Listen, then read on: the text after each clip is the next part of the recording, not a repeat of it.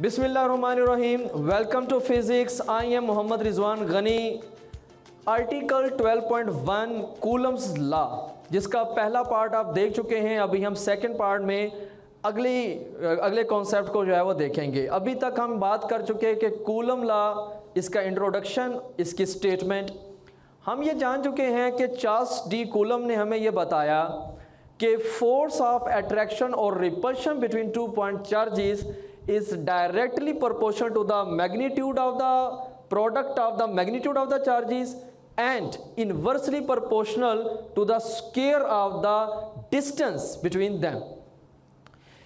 ये जो second point है इसे ये याद रखिएगा। इसी बेस पर कूलम्स लॉ को हम इन्वर्स स्क्वायर लॉ भी कहते हैं। और हर वो लॉ जो इस असूल पे हो, इस कानून पे हो, इसके मुताबिक हो, उसको हम इन्वर्स स्क्वायर लॉ ही कहते हैं।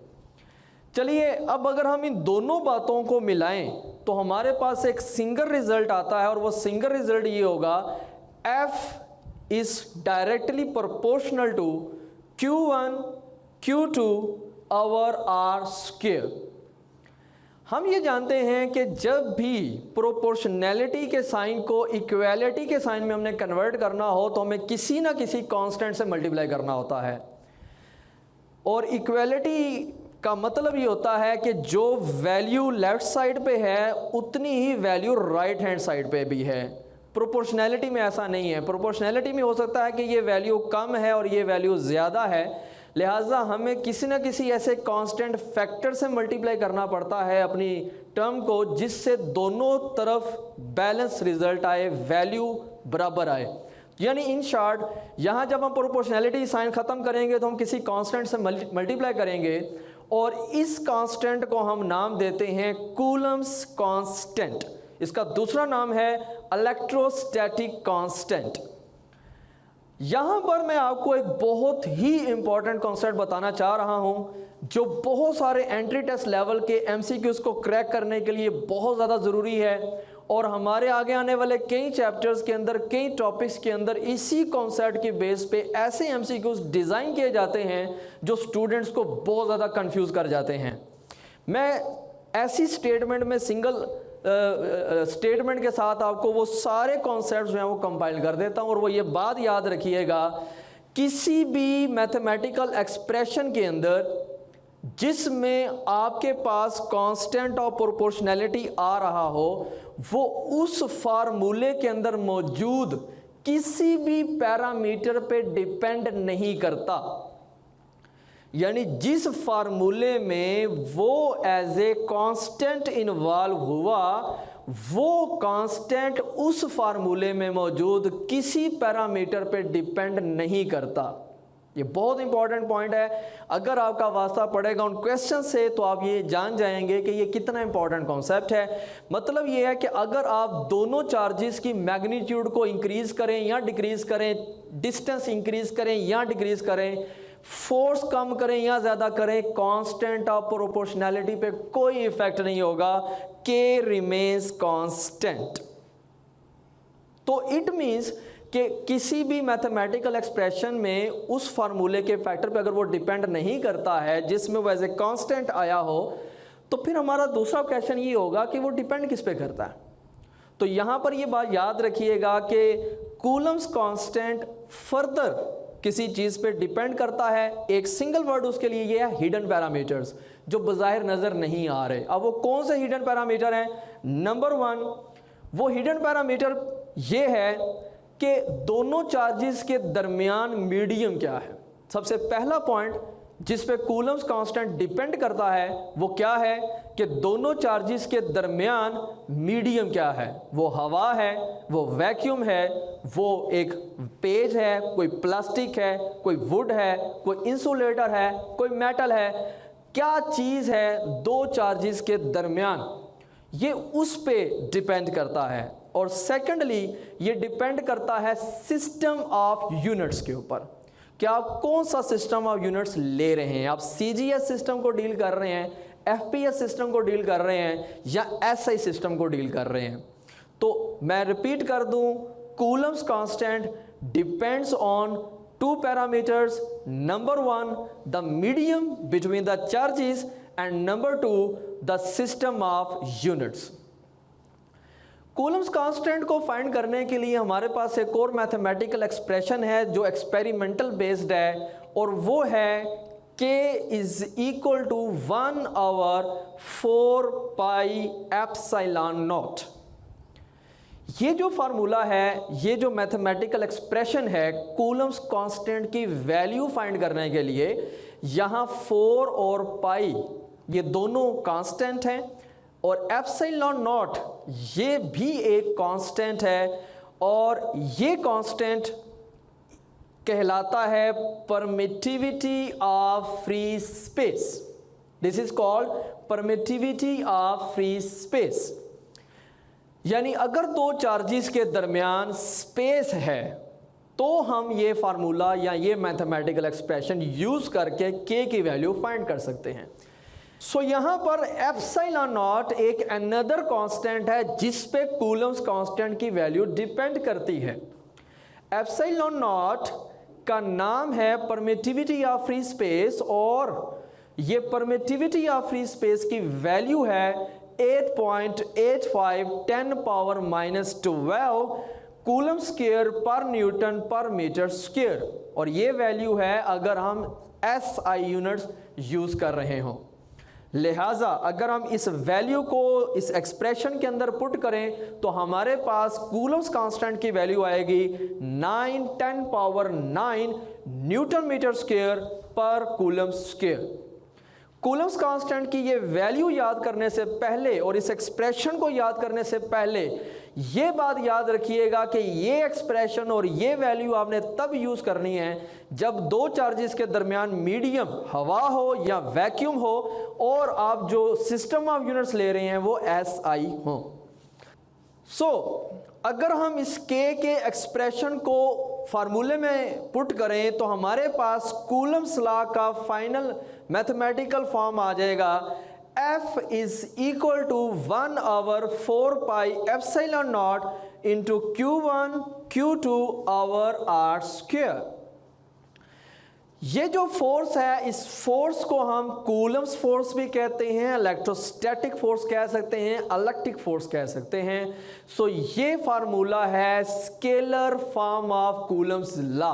चूंकि ये फार्मूला आपको उस फोर्स की मैग्नीट्यूड बताएगा कि कितनी फोर्स के साथ वो चार्जेस एक दूसरे को अट्रैक्ट या रिपेल करेंगे।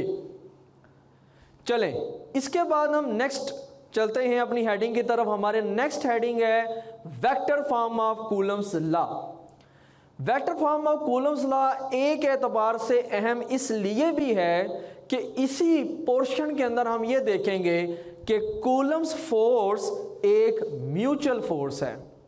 म्यूचुअल फोर्स का मतलब ये है कि ऐसा नहीं है कि सिर्फ Q1 Q2 पे फोर्स लगा रहा है या सिर्फ Q2 Q1 पे फोर्स लगा रहा है, बल्कि दोनों चार्जेस एक दूसरे को अट्रैक्ट या रिपेल कर रहे हैं। तो इस वजह से हम इसको बोलते हैं म्यूचुअल फोर्स।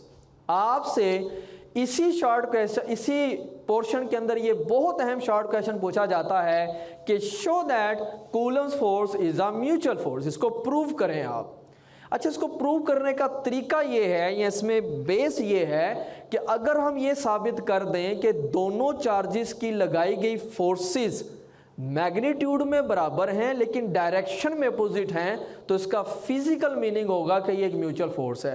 क्योंकि म्यूचुअल फोर्स तभी पॉसिबल होगा कहना जब दोनों अपोजिट हों, यानी Q1 Q2 पे फोर्स लगा रहा हो और Q2 Q1 पे फोर्स लगा रहा हो, तो इसका यही मतलब है दोनों अपोजिट इन नेचर हैं। तो हमने यही प्रूफ भी करना है कि this force is a mutual force और ये दोनों फोर्सेस मैग्नीट्यूड में इक्वल और डायरेक्शन में अपोजिट हैं। यही से हम प्रूव करते हुए पहले वेक्टर फॉर्म राइट करते हैं और उसके अकॉर्डिंग उसको ड्राइव भी कर लेते हैं और इस रिजल्ट को हम प्रूव भी करेंगे। बहुत आसान है ये सब कुछ। आप सपोज करें हमारे पास दो चार्जेस हैं, एक चार्ज है हमारे पास Q1 और दूसरा चार्ज है हमारे पास Q2। फर्ज करें अगर हम उस फोर्स को देखें जो Q1 Q2 पे लगा रहा है, तो इसको हम एक नोटेशन देते हैं और नाम देते हैं F21। इसको आप 21 नहीं पढ़ेंगे। F21 का मतलब होता है force on second due to first. तो F21 का फिजिकल अंडरस्टैंडिंग लेवल भी आपका क्लियर होना चाहिए। अब इस फोर्स की डायरेक्शन को रिप्रेजेंट करने के लिए हम यूज करेंगे यूनिट वेक्टर, और वो यूनिट वेक्टर हम यूज करेंगे स्मॉल r, और उसके साथ वही नोटेशन लगाएंगे 21। ये फोर्स F21 की डायरेक्शन है तो इसलिए इसको R21 लिखेंगे। साथ आपको पता है कैप, हेड या रूफ लगाएंगे इसको यूनिट वेक्टर के तौर पे, जिसकी मैग्नीट्यूड 1 होती है। तो इसको आप मैथमेटिकली कैसे लिखेंगे? आपको पता है कि हर वेक्टर बराबर है मैग्नीट्यूड इनटू डायरेक्शन, तो लिहाजा इसी फोर्स को अगर वेक्टर फॉर्म में राइट करोगे आप, तो आप लिखोगे F21 is equal to 1/4 pi epsilon naught into Q1 Q2 over R square into unit vector R21। इसको इक्वेशन नंबर 1 कहते हैं आप। इसी डायग्राम को दोबारा देखते हैं और अब हम ये देखते हैं कि अगर Q2 Q1 पे फोर्स लगाए तो उस फोर्स को हम नाम दे देते हैं F12, यानी इसको आपने 12 नहीं पढ़ना, force on first due to second. तो F12 और F21 का फिजिकल अंडरस्टैंडिंग आप जरूर याद रखें, और F12 की डायरेक्शन को हम रिप्रेजेंट करेंगे R12 के साथ। सो इसका मैथमेटिकल एक्सप्रेशन क्या बनेगा? F12 is equal to 1/4 pi epsilon naught Q1 Q2 over R square into unit vector R12। यहां पर एक बात क्लियर नजर आ रही है कि दोनों की डायरेक्शंस को रिप्रेजेंट किया जा रहा है R21 R12 के साथ, जो कि यूनिट वेक्टर है, और यूनिट वेक्टर की मैग्नीट्यूड 1 होती है, यानी दोनों की मैग्नीट्यूड सेम है। तो डायरेक्शन भी, डायग्राम क्लियर कर रही है कि डायरेक्शन भी अपोजिट है। तो ये याद रखिएगा, फोर्स की डायरेक्शन हमेशा उस लाइन के अलॉन्ग होती है that is joining the two charges, और ये एक ही लाइन हो सकती है जो दो चार्जेस के दरमियान, दो चार्जेस को मिला रही होती है। तो हम क्लियर कह सकते हैं कि ये दोनों की डायरेक्शंस अपोजिट हैं। तो हम ये लिख सकते हैं कि R12 is equal to minus R21। अगर हम इसको रिप्लेस करें अपनी सेकंड इक्वेशन के अंदर, तो हमारे पास सेकंड इक्वेशन नेगेटिव साइन के साथ आ जाएगी, और ये इक्वेशन क्या बनेगी? ये बन जाएगी F12 is equal to 1/4 pi epsilon naught into Q1 Q2 over R square into minus R21। Negative sign को अगर आप पूरी इक्वेशन के साथ मल्टीप्लाई करें तो ये नेगेटिव पॉजिटिव हो जाएगा, और नेगेटिव आपका राइट साइड पे अपीयर हो जाएगा। तो ये इक्वेशन यूं लिखी जा सकती है, minus F12 is equal to 1/4 pi epsilon naught into Q1 Q2 over R square into unit vector R21।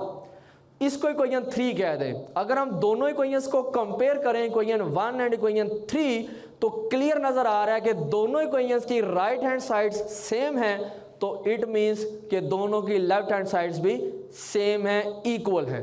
तो कंपैरिजन मेथड पे हम दोनों को कंपेयर करते हुए ये लिख सकेंगे फाइनल रिजल्ट कि F21 is equal to minus F12, जो ये बात क्लियर कर रहा है कि दोनों forces equal in magnitude but opposite in direction है। सो हम ये साबित कर चुके हैं कि कूलम फोर्स एक म्यूचुअल फोर्स है।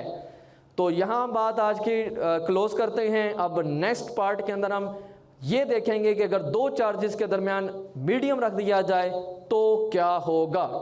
Thank you very much. अल्लाह हाफिज़।